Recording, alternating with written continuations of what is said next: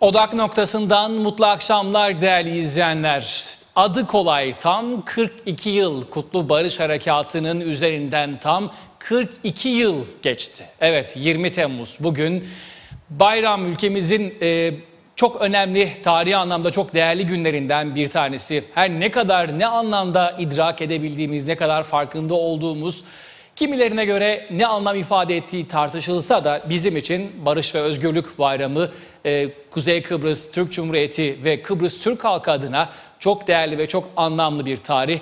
Biz de yine hakkını vermeye çalışacağımız bir programla karşınızda olmaya çalışıyoruz. Bu akşam da bir kez daha Kıbrıs Türk halkının 20 Temmuz Barış ve Özgürlük Bayramı'nı kutlayarak başlayalım programımıza.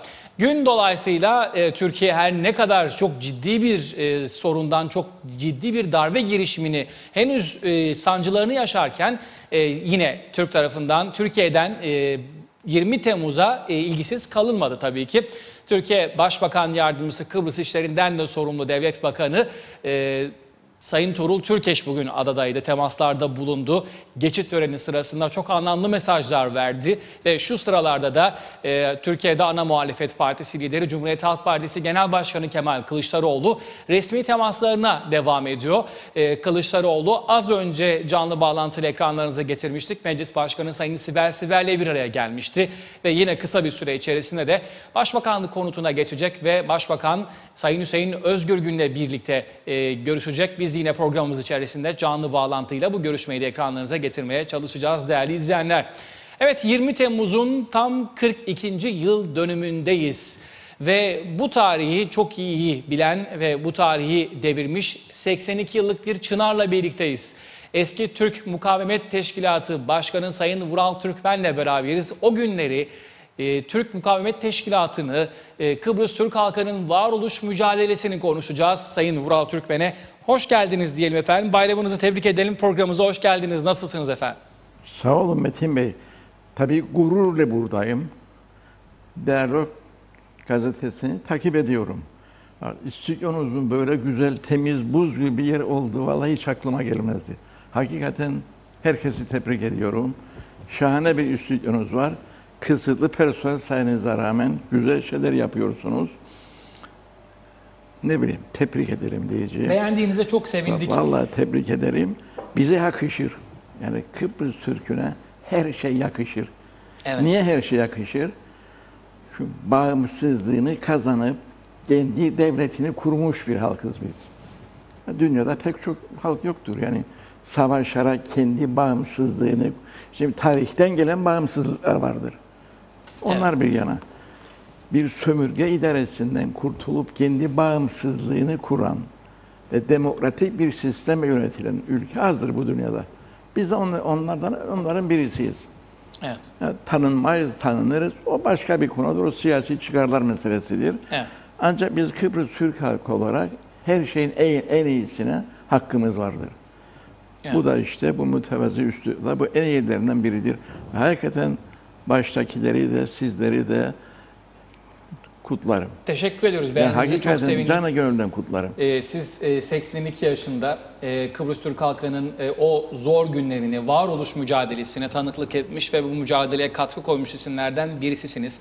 Sizler gibi çok değerli isimleri programlarımızda ağırlamak bizler için de tabii ki bir sorumluluk, görev aynı zamanda. Yaşınıza rağmen, ilerleyen yaşınıza rağmen bizi kırmayarak programımıza kadar gelmiş olmanız bizim için çok onur verici. Çok teşekkür ederiz. 20 Temmuz çok anlamlı bir tarih. Her ne kadar zaman zaman bu anlamın altının oyulmaya çalışıldığını ya da itibarsızlaştırmaya çalışıldığını ne yazık ki tanıklık ediyoruz. Ama bugün bunu konuşmayacağız. Bugün aslında 20 Temmuz'u ve 20 Temmuz öncesini canlı tanığı olarak sizle konuşmak istedik. Aslında çok değerli anılarınız var. Vereceğiniz gençliğe, yeni nesile vereceğiniz çok önemli mesajlar var. Bugün müzakere sürecini konuşuyoruz ama dünü bilmeden geleceğe bakamayacağımız için aslında dünü de konuşmanın, dünü unutmadan geleceğe bakmanın ama umutla bakmanın tabii ki öneminin farkındayız. Bu bağlamda sizleri aslında sizlerin anlatacağı ve vereceği mesajların önemli olduğunu biliyoruz. Bu bağlamda sormak isteriz. Özellikle eski Türk Mukavemet Teşkilatı başkanıydınız. Bugün bazı siyasiler, bazı isimler, bazı kanaat önderleri, bazı köşe yazarları EOKA'yla, terör örgütü EOKA'yla Türk Mukavemet Teşkilatı'nı birbiriyle eşdeğer olarak gösteriyor. Kimileri Kıbrıs Türk halkının da en az Rumlar kadar günahı olduğunu savunuyor Kıbrıs sorunun oluşmasında. Aslında bunlar bizim katıldığımız şeyler değil ama bunlar da konuşuluyor. Böyle düşünenler de var ama siz bu işin içinde olan birisi olarak Türk Mukavemet Teşkilatı'nın da eski bir başkanı olarak neler söylemek istersiniz? Şimdi değerli kardeşim, müsaadenizle burada bir hatayı düzeltmek isterim. Ben Kıbrıs Türk Mukavemet Teşkilatı bir üyesiydim. Evet. Komut Akademisi üyesiydim ancak başkanlığını yapmadım. Evet. Ben başkanlığı Kıbrıs Türk Mücahitler Derneği, TMT Mücahitler Derneği başkanlığını yaptım. Evet. Yani TMT organizasyonunun başkanlığını yapmadım. Düzelttim, Abilerimiz tamam. yaptı onu. Onu düzeltmek isterim. Bazı arkadaşlar yanlış anlamasın. Şimdi TMT ile EOK arasında hiçbir benzerlik yoktur. EOK bir saldırı organizasyonudur. TMT bir savunma organizasyonudur. Okur kişiler, açık göz bilir kişiler. Açıp baksan tarih kitaplarını. TMT'nin bir Rum halkına bir saldırıda bulunduğu bir olayı göstersinler. Yoktur. Kıbrıs Türk halkı tarih boyu hiçbir zaman bu bizi düşman gören Kıbrıs Rum halkına saldırmamıştır. Evet. Ne İngiliz döneminde, ne TMT döneminde, ne mücadele döneminde, ne de şimdi. Saldırı devamlı olarak Rum tarafından gelmiştir. Ve bu da neye dayanır? Yıllar gerisine dayanır. En bariz örnekleri Makarios 1967 senesinde kendi köyünde yaptığı bir konuşmada dedi ki Kıbrıs'ta bulunan bu Türk azınlığı temizlenmedikten sonra bu adaya barış gelmez. Ne demek temizlenmedikten sonra? Ve aynı zamanda İngiliz'in meşhur gazetesi var, Daily Express. Onda bir karikatür vardı o günlerde. Kıbrıs adası, orta bir taht, Makarios oturuyor. Yukarıda da böyle İngiliz Başbakanı, Rus Başbakanı, Amerikan Başbakanı'nın kafaları var böyle ve Makarios ne diyor? Ve yerde de birçok ceset şeyi gösteriyor, çizgiciği var. Bakın efendiler diyor, işte Kıbrıs problemi çözülmektedir. Evet. Yani Kıbrıs problemini çözme Rum liderlerince ve hala da maalesef bugün gazeteler gördüğümüz gibi bazı üst rütbeli siyasilerce de Kıbrıs Türk halkının temizlenmesidir Rumlarca Kıbrıs probleminin son bulmasındaki amaçları. Dolayısıyla biz de bir işi başaracaksak tırnak içerisinde söyleyeceğim düşmanımızı bilmemiz lazım. Evet. Bilgi güçtür. Unutmayalım bunu hiçbir zaman. Bir futbol takımı maç yapacağında karşısındakini eleştirir, ölçer, tartar, güçlüğünü bulur, zayıf tarafını. Peki hemen bir bağlantı yapacağız. Kameralarımızı Başbakanlığa çevirelim. Zira Kemal Kılıçdaroğlu şu sıralarda Başbakanlık konutunda Sayın Başbakan Hüseyin Özgürgün'e bir araya geliyor.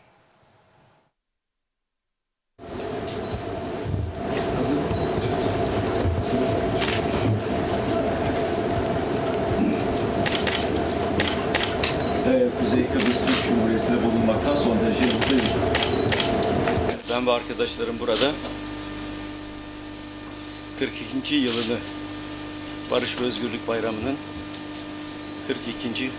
yılını kutlamak için buradayız. Sevincinize ortak olmak bizim için çok önemli. Kıbrıs, Türkiye'de siyasi görüşü ne olursa olsun, bütün siyasal partilerin ortak davası konumunda. Yani Kıbrıs'a biz bir milli proje olarak bakarız. Milli bir dava olarak.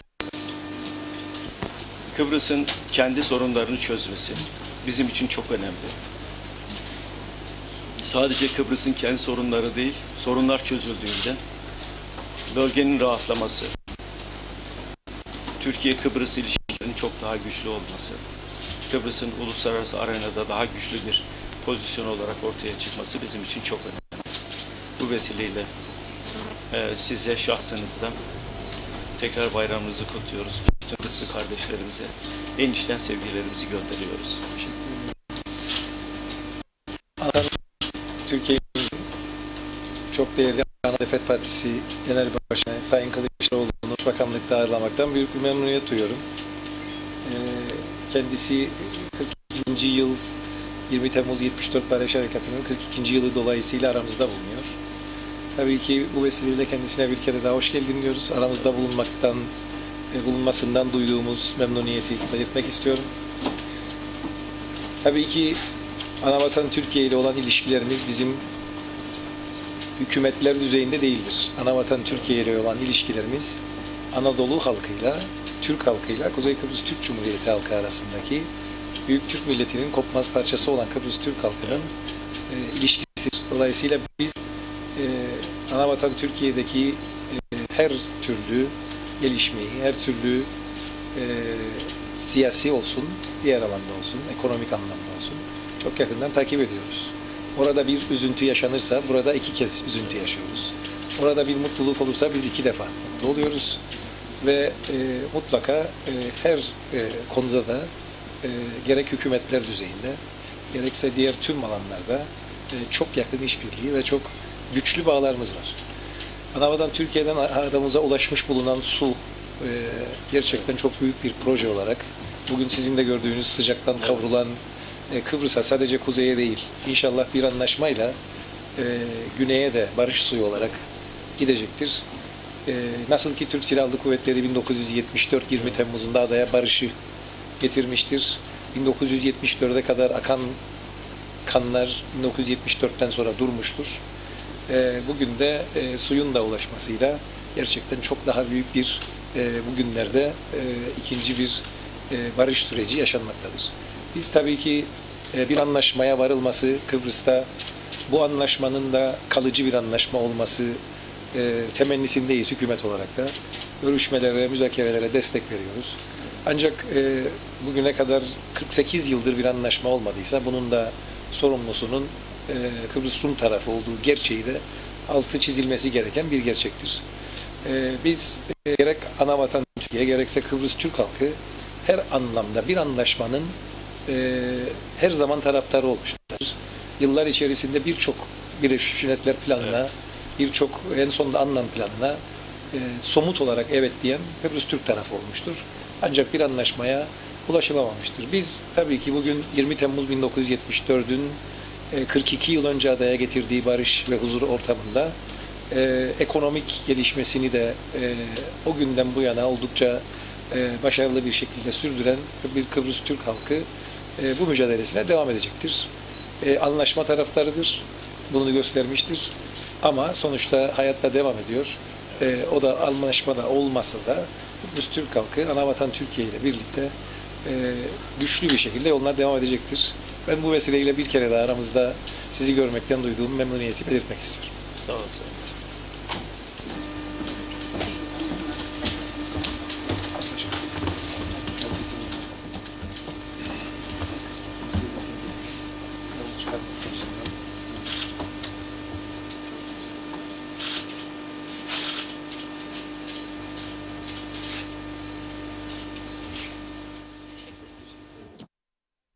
Hüseyin Özgürgün Başbakanlık konutunda Cumhuriyet Halk Partisi lideri Kemal Kılıçdaroğlu'nu kabul etti. İkilinin açıklamalarını birlikte dinledik. Verilen mesajlar bugünün anlam ve önemine yakışır mesajlardı. Daha önceki ziyaretlerde olduğu gibi. Evet, yeniden konumuza dönelim. Eski Mücahitler Derneği Başkanı Sayın Vural Türkmen'le 20 Temmuz'un öncesini, Kıbrıs Türk halkının varoluş mücadelesini konuşuyorduk. Kaldığımız yerden devam edebiliriz. Size şöyle sormuştuk. Kıbrıs Türk halkının mücadelesinin, varoluş mücadelesini EOKA terör örgütünün saldırılarıyla eş tutan ve Kıbrıs sorununun oluşumunda en az Rumlar kadar Kıbrıs'ı Türklerin de suçu olduğu söyleyen bir güruh olduğunu, bir çevre, bir taraf olduğunu söylemiştik. Buna ilişkin size yorumlarınızı soruyorduk. Tam orada kalmıştık. İsterseniz devam edebilirsiniz. Ben de şunu demişim, kıyaslanamayacak. Çünkü tam 180 derece farklı görüşleri vardı. EOKA, Kıbrıs adasını zorla Kıbrıs Türk halkının isteğine rağmen Yunanistan'a birleştirme isteyen bir örgüttü. Ve bu örgüt çalışmaları sırasında İngiliz'den çok Rum da öldürdü. Kitaplarda var bunlar. Yabancı kitaplarda da var. TMT'nin amacı Kıbrıs Türk halkını korumaktır. Yeminimizin ilk cümlesi budur. Kendimi Kıbrıs Türk halkı adadımdır. Tamam. Bu iddialar bilinçsizlikten gelir. Belki de bunların başlangıcında TMT'de çalışma fırsatı bulmamanın verdiği kıskançlık da olabilir diyorum belki de ben. Yani ona da bakma lazım. TMT'de görev almak için yani bu açık bir pazar değil gidip ben de görev alabilirsin. Aranları söylenebilirdi. Bu tanıdık kanalıyladır. Beni TMT'ye kim yazdırdığını daha geçenlerde öğrendim. Rahmetli eniştem meğer ilk Bozkurt'un yardımcısıymış, bilmezdim İş Bankası'nda. Sorardım şimdi bizim derviş beyine de dedi bana ya Vural dedi bana sen sınıf arkadaşıyım. Sen dedim ahmaksın be kardeşim. Ya derim ne oldu ya? Ya sen enişten dedi bana sağ ol dedi ya Rıza Buruşkan Bey'in o yazdırdı seni. Hiç de sezdirmedi bana adam. Evet, yeni öğrenmiş oldunuz. Yani herkes görev alamaz yani diyorsunuz. Şimdi görev alamazsın kardeşim. Evet. Bazı kişilerde bu belki de görev alamama burukluydu. Bazı insanlar var TMT'de oldukları halde neticede anti TMT oldular. Neden? İsim vermeden söyleyeceğim. Dağdaki mevziler düşünce oradaki komutan görevden alındı. Derhal anti TMT oldu. Adam görevden alındı. Lefkoşa İrtibat Bürosu'na getirildi. Derhal başladı Gaziantep TMT aleyhine yazı yazmaya. Bu hangi yıllar arasında oluyor? 64 yıllarında. Yani öyle başlangıçta olabilir. Yani hizmete çağrılmayan insanların belki bir de kıskançlığı olabilir bu. Yoksa dediğim gibi bakarsan bu Kıbrıs mücadelesinin tarihine hiçbir zaman Türk Mukavemet Teşkilatı saldırıp Rumları öldürmedi. Tamamıyla bir direniş ve savunma hareketiydi mekanizmasıydı bu. Ve çok kıt silahlı imkanlarla yapıyordu bunu. Silahlar da çok kıttı. Yoksa bizim de bol silahımız olaydı. İlk günlerde 64'te belki de bu cumhuriyeti o zamandan kurabilirdik. Evet. Bu yanlıştır ve bunu yani bir delil de yoktur bunu gösterecek aralanan şey olduğunu. Bazı Türk kişilere TMT ceza verdi. Tamam mı? Ne için ceza verdi? TMT'nin benim işlemlerinde gördüğüm tek beğenmediğim hususu verdiği cezayı ilan etmedi, açıklamazdı. Şaya çıkardı. Ahmet'i vurdular, TMT vurdu. Mustafa'nın ayağını TMT vurdu. Verdiği cezayı açıklamazdı. Halbuki EOKA'nın neydi? Usul icabı yaptı. İnfaz usulü. Yaptığı cezayı açıklardı. Derdi, yorgoyu filan yerde kulağını kestik. Bu sebepten ötürü. Bizde bu yapılmadı. Sebebi de TMT yok, TMT bir teşkilat yoktur cümlesini çok kullandık biz. Gereksizleri de kullandık herkese. Ama TMT olarak da yine bildiri yayınlanırdı. Yani bu bir tezat var aramızda. Bizim verilen cezaları TMT üstüneydi zamanında. TMT haline çıkan bazı kirli şeyler de ortaya çıkmazdı o zaman. Ama Türk-Rum münasebetine gelince hiçbir benzeri yoktur aramızda. Evet. Biz savunduk, onlar saldırdı. Peki, TMT'nin kuruluşundan sonra 1960 Kıbrıs Cumhuriyeti'ne, ondan sonra 3 yıl zar zor devam edebilen bu Cumhuriyet'in 63 olaylarıyla beraber sonra geldiği nokta 74 Barış Harekatı. Bu süre zarfı içerisinde de bütün dünyanın gözler önünde cereyan eden bir gerçek vardı. Burada Kıbrıs Türklere yönelik olarak bir soykırım girişimi, adına Helenizm, Enosis, Yunanistan'a bağlanma, büyük proje olarak da adlandırılan aslında bir bakıma bu hayalle yola çıkmış bir junta ve ona paralel bir şekilde destek olan bu planlara buradaki kilise ve bazı siyasiler veya da birçoğu. Gelmiş olduğumuz nokta itibariyle, bugün itibariyle biz bütün bunları konuşamıyoruz. Yani bütün bu gerçeklikler aslında bugün masada olan şeyler değil.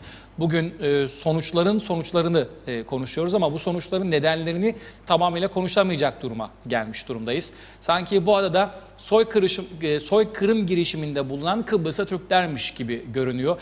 Kendimizi savunduğumuz için mi bugün bu noktadayız? Kendimizi savunduğumuzu başarabildiğimiz için, yani kendimizi savunabildiğimiz için mi bugün dünya nezdinde suçlu görünüyoruz? Ne dersiniz? Allah, ben pek inanmıyorum dünya bizi suçlu gördüğüne.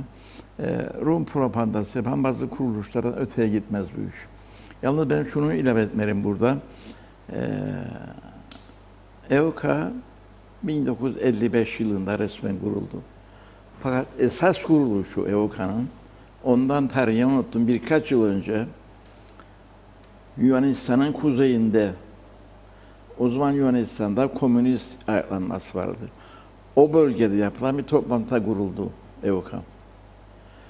TMT de Kıbrıs Türk halkını kurma için 1950'de kuruldu, 58'de kuruldu. Yani arada 5-6 yıl bir fark vardır. Ve bakarsan istatistiklere ki acı istatistiklerdir, yayınlanmış kitaplar var. Gaziler Derneği'nin yayınladığı, şehit ailelerinin yayınladığı kitaplar var, 6 cilttir. Bu kitaplarda her şehit olan Kıbrıs Türk'ün ve Mehmetçiğin şehit oluş yeri ve nedenleri yazdığı içerisinde. Onun için görürsünüz ki TMT kurulana kadar Kıbrıs'ta 300'den fazla Türk öldü Rumlar. Var. Adı yazar. Alicik, Ali Mehmet Mustafa falan köyde kuzucuğunu otlatırken 13 yaşında çocuk Rumlar öldürdü. Tek fotoğrafı da var. Falan yaşlı hanım kapısının önünde komşu şuna kahve içerken öldürüldü. Falan Mustafa dayı kahve içerken öldürüldü. Falan çoban kaçırıldı. Bunlar hep kitapça yayınlanmıştır. Ve bu EOKA tetikçilerin TMT kurulmadan önce 300 küsur Kıbrıs Türk öldürüldüğü açıktır orada. TMT kurulduktan sonra bu sayı dramatik şekilde düştü aşağıya. Karşılarına güç gördüler. Güç gördü ve durdu. Düzenli bir güç. Düzenli durdu, güç gördü, durdu. Yoksa nasıl, ne diyeyim sana, keşke getireydim o kitaplardan bir iki tanesini. Ya var adamın fotoğrafı içerisinde ya. Öldürdü kendisini. Ve bu öldürülen ve kayıp olan şahıslara bakarsanız, bizimkilerin çoğunluğu, %98'den fazlası çocuk, kadın, yaşlı adamdır. Kayıp şahısların. Rumların kayıplarına %99'u, %100'ü savaş yaşındaki erkeklerdir. Yani eli silah tutan, elinde silah olan kişilerdir. Yani bu bariz ortadadır. Bak, görmüyor insanlar. Neye görmüyorlar bilmiyorum. Bana bunun kökünde kıskançlık yatır. Ama bunları görme lazım. Yani düşmanının niyetini bilmezsen sen başarı savunamazsın orada. Peki. Bizi maalesef bunlar kurbanlık koyun gibi gördü bu insanlar bugüne kadar. Tabii inanmak lazım. Yani biz kökünde devletimize inanma lazım. Evet. İşin şeyi budur. Peki mücadele yılları arasında Türkiye'de çok zor dönemlerden geçiyordu. Gerek ekonomik, gerek dış baskılar, gerek yokluk. O zaman Kıbrıs Türklerinin mücadele yıllarında her ne kadar yardım elini uzatmış olsa da gereken müdahaleyi yapamamanın bir sıkıntısı vardı. Yıllar önce beklenen o konuşma hepimizin kulaklarındadır. Sayın merhum Başbakan Bülent Ecevit'in o konuşması, Kıbrıs Türk Barış Harekatı'nın anonsunun yapıldığı o röportaj kısmı. Hepimiz biliyoruz. O anonsu yıllardır beklediler ya da beklenildiği söylenir. Biz bilmiyoruz. Sizler çok iyi biliyorsunuz. Türkiye bir adım ötemizdeydi ama içinde bulunduğu koşullar nedeniyle gerekli müdahaleyi yapamamıştı. Bunu biliyorduk ama sizler neler yaşıyordunuz? Türkiye'ye bakış açısı o zaman nasıldı? Bugünkü bakış açısını nasıl değerlendiriyorsunuz? Bugün Türkiye'den gelen yardımların bile, öte yandan Türkiye'den gelen suya bile çok farklı, bence amacının dışında çok maksatlı eleştirilerin yapıldığını, haksız eleştirilerin yapıldığını da görüyoruz. Haklı eleştirilerin olduğu kadar haksız eleştirilerin de yapıldığını görüyoruz. Tabii Sizce ki. o yıllardan bu yıllara değişen bu algının nedeni nedir? O yıllarda siz neler hissediyordunuz? Bugün neden böyle hissediliyor? Ne düşünüyorsunuz? Size söyleyeyim, Kıbrıslı Türkler fakirlikten süratli şekilde iyi bir duruma geldiler. Fakir insanlardık, geçince sıkıntı yazardık. Fakat 74 harekatı sonraki yıllar bize öyle bol imkanlar tanıdık ki kendimizi biz başladık büyük görelim. Büyük kapman kafa olduk. Yani her zaman Türkiye bizden üstün düşünme duruma. Biz Türkiye'den daha akıllıyık, daha demokrasiyik, daha becerikliyik hikayesi çıktı ortaya. Nasıl çıktı bilmiyorum. Fakat bu bana gelir ki şeydir bu. Bolluğa kavuşmanın bir neticesidir. Bolluğa kavuşan neticesidir. Bunun bu. tam tersi olması gerekmez mi? Evet, tam aksi. Yani şey olmadı, müteşekkir olacağımıza tam şey oldu. Biz kendimizi üstün göre başladık. Tabii onun da büyük bir rolü var. Tabii bütün insanlar eşit dünyada. Hepimiz onu deriz. Herkes de yazar onu. Fakat Türkiye'den buraya gelen tahsilleri düşük insanların, modern hayata yaşamış insanların gelip daha modern bir hayata alışmış olan Kıbrıslı Türklerin içine girmesi bize bir üstünlük. Ben mesela diyorum ki şimdi İstanbul'da herkes misal olarak Hakkari'den gelen herkesi sever mi? Sevmez be kardeşim, doğrusu budur. Yani Türkiye'den gelen buraya kültürü düşük insanlardan biz kendimizi üstün görmeye başladık. Yani bizde bir üstünlük hastalığı çıktı. Benim kanaatimdir bu. Psikolog değilim, psikiyatrist de değilim. Fakat bunun nedeni bunlardan olabiliyor. Ama tabii Türkiye'nin bize yaptığı yardımlara ne kadar teşekkür etsek azdır. 63-64 yıllarında yolladığı gıda yardımlarına. Evet. Bizim tek şikayetimiz o günlerde bize daha çok silah yollaydı. O da herhalde siyasete uymaz diye göndermezlerdi silah zamanında. Ve mücadele zamanında gün geldiğinde Kıbrıs'ta kullanılan silahların çok büyük bir kısmı Kıbrıs'ta imal edilmiş silahlardı. Bizlerin kullandıkları. Evet, bizim Evet. kullanılan silahların. Evet. Kırıkkale fabrikası vardı burada. Şimdi mücadelelerin olduğu yerde orada bir büyük atölye vardı. Orada otomatik silahlar yapılırdı. Ve Mücahitler Ordusu'nun otomatik silahlarının çok büyük bir kısmı orada imal edilmişti. Bol miktarda mermi imal edemiyorduk. Ben hatırlarım 1969-70 yıllarında bölük komutanı görevindeydim Lefkoşa'da, 77. bölükte ve orada otomatik silahların bütün cephanesi, yani depodaki cephane dahil 200 mermiydi. Bir otomatik silaha askerlik yaptın herhalde. Bilirsin, ilk otomatik silah 200 mermi, 1 dakikalık iştir o, 1,5 dakikalık cephanedir o. Yani o kadar kısıtlı cephanemiz. Kıbrıs'ta havan topu yaptık. Yapılan silindirin çapı gıl payı dar olduğu için havan topu mermisi de yaptık burada. Bu 60 milimetrelerin. Bizim yaptığımız silahlar 57 milimetre çapındaydı. Ona göre havan topu da yapıldı burada. Ama neydi? Her silaha düşen havan mermisi 3 taneydi. Bu çatışmalarda bunlar yani sıfır sayılar cephanelerdir. Ve buna böyle olduğu halde bu Kıbrıs Türk halkı Türkiye'ye inanarak bu davayı mücadele ettirdi. İnançla mücadele ettik. Şimdi aynı inancı bu devletin yürütülmesinde bazı insanlarımız gösteremiyor. Sayılar abartılır. Fakat bu aynı inancı bu devletin yürütülmesine göstermemiz lazımdır. Siyasiler istediğini konuşsun fakat inanç yerinde olması lazım. Ha bak Rumların inancı